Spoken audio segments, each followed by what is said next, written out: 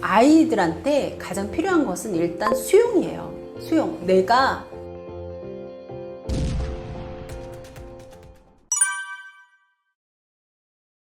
두 가지 차원에서 살펴볼 수 있습니다. 첫 번째 호르몬, 그리고 두 번째 뇌 변화가 생기게 되죠. 호르몬의 변화가 생기면서 남성 호르몬인 테스토스테론이 아동기에 비해서 1000%나 많이 나온다고 해요. 그러면서 이것이 불안이나 공포, 두려움을 관장하는 편도체라는 곳을 자극하게 됩니다. 그러면서 아이들이 감정적인 조절을 어려워하게 되는 거죠. 사춘기의 특징 하면 두 가지. 기술과정 시간에 들어봤을 거예요. 상상적 청중과 개인적 우화라는 것들이 이 호르몬 변화를 통해서 나타나게 됩니다. 상상적 청중, 누군가 나를 보고 있어. 나는 주인공이야. 라는 생각이거든요. 이거는 특히 여자아이들한테 많이 나타나죠. 왜 사춘기 여자아이들이 외출 한번 하려면 굉장히 많은 시간이 필요합니다.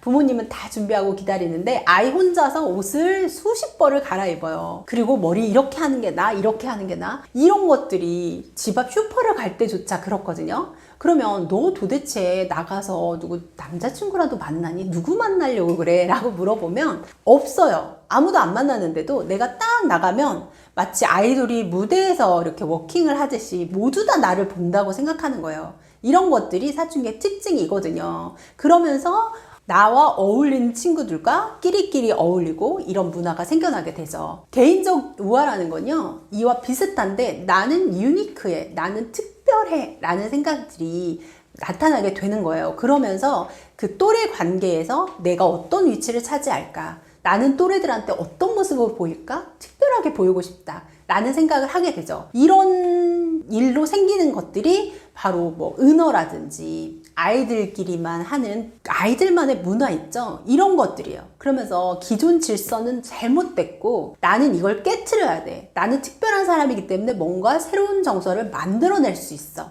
라는 것들이 아이들한테 생겨나면서 변화가 생깁니다. 왜 제인 스테인 하면 반항 생각나잖아요. 이때 아이들이 생각하는 게 그런 거예요. 사실 되짚어보면 이런 반항이 없었다면 우리 사회의 발전도 없었겠죠.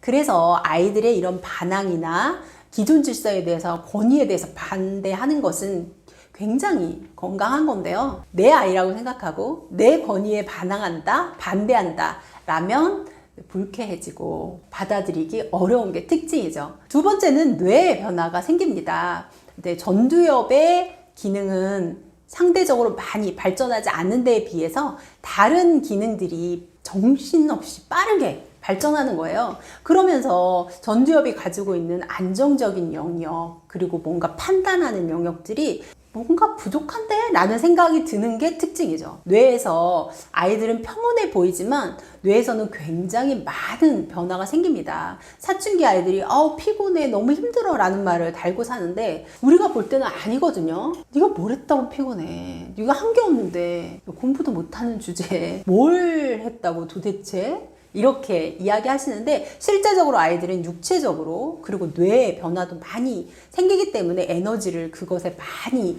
쓰고 있거든요. 그러면서 이 뇌 변화를 통해서 아이들이 달라지게 되는 거죠. 굉장히 놀라운 사실은 사춘기에 뇌에 가지치기가 일어난다는 이야기는 많이 들어보셨죠? 가지치기가 일어날 때 이 아이가 경험하지 못했던 부분은 모두 다 잘라져 나가요. 뇌는 굉장히 게으릅니다. 내가 경험하지 못했던 분야는 이 아이한테는 필요 없네 하고 잘라버리는 거거든요. 그래서 사춘기가 오기 전에 다양한 경험을 하라는 게 바로 그 이유예요.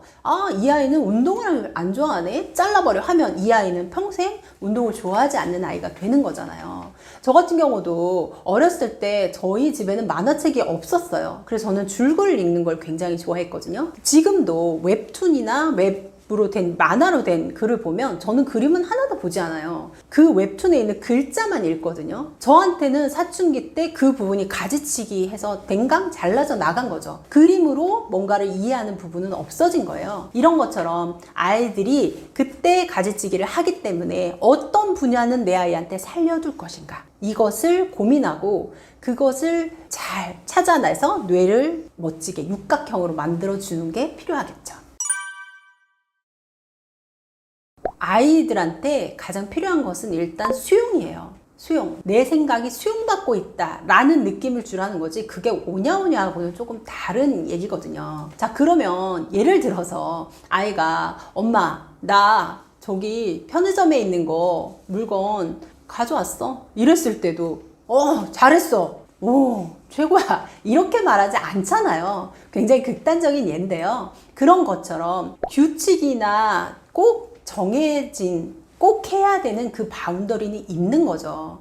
그래서 그 안에서 내가 스스로 한 결정, 그것에 대한 책임, 이것에 대해서 잘했다라고 이야기를 하는 거지, 무조건 오냐 오냐 하는 데는 문제가 많습니다. 실제로 학교에 있어 보면 정말 무조건 오냐 오냐 하시는 분들도 많아요. 이거는 바운더리를 정해줘야 될 것 같은데 라는 부분조차도 괜찮아, 그럴 수 있지 뭐 라고 이야기 하시는 거예요. 그래서 이거는 오히려 부모가 더 그 기준을 못 세웠기 때문에 흔들리는 게 아닌가라는 생각이 들 정도거든요. 그래서 모든 분야를 오냐오냐 하는 게 아니라 정해진 기준 안에서 아이가 그것을 스스로 결정하고 그것에 대한 책임을 졌을 때 잘한다, 딱 좋다 라고 이야기를 해주시면 되는 겁니다.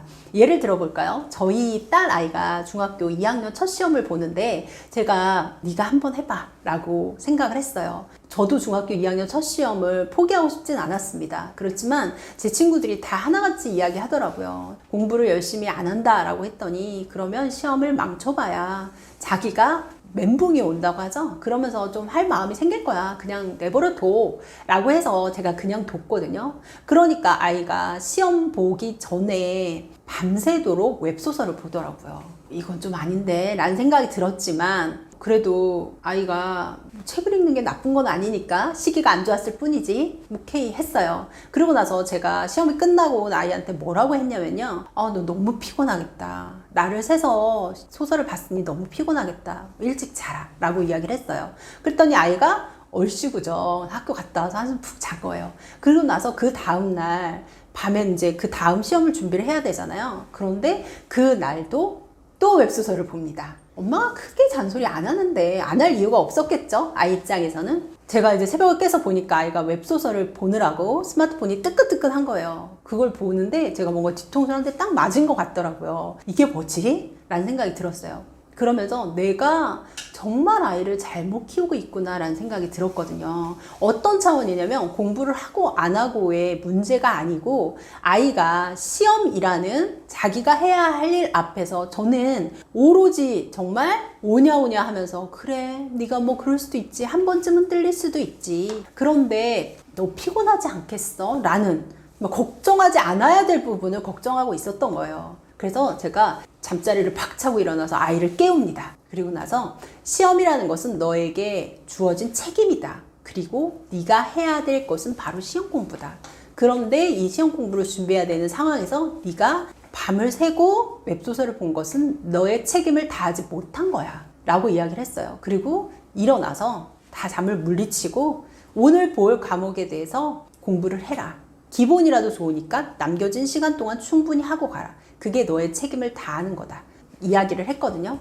아이도 자기가 잘못한 게 있으니까 받아들이더라고요. 그래서 물론 그날 본 수학 점수는 꽝이었지만 제가 그날 다짐을 했습니다. 아이한테 내가 진짜 걱정해야 되는 게 뭐였을까? 내가 정말 봐야 될 거는 보지 못하고 딱 좋아, 오냐오냐만 했던 거예요. 아이한테도 뭔가 책임주고 그 책임을 끝까지 다하는 것을 가르쳐 주는 게 정말 부모겠구나 라고 생각했어요. 그래서 이날을 절대 잊지 말아야겠다. 그런데 요즘도 가끔 망각하죠. 망각하면서 아이한테 피곤한데 좀 쉬어. 근데 숙제 그냥 쉬운 문제는 빼고 어려운 것만 해가. 이런 식으로 제가 악마의 유혹을 할 때도 많은데요. 왜냐면 아이가 안쓰럽잖아요. 나의 오냐오냐가 아이를 망치고 있는 건 아닌지 한 번쯤 생각해 보시면 좋을 것 같아요.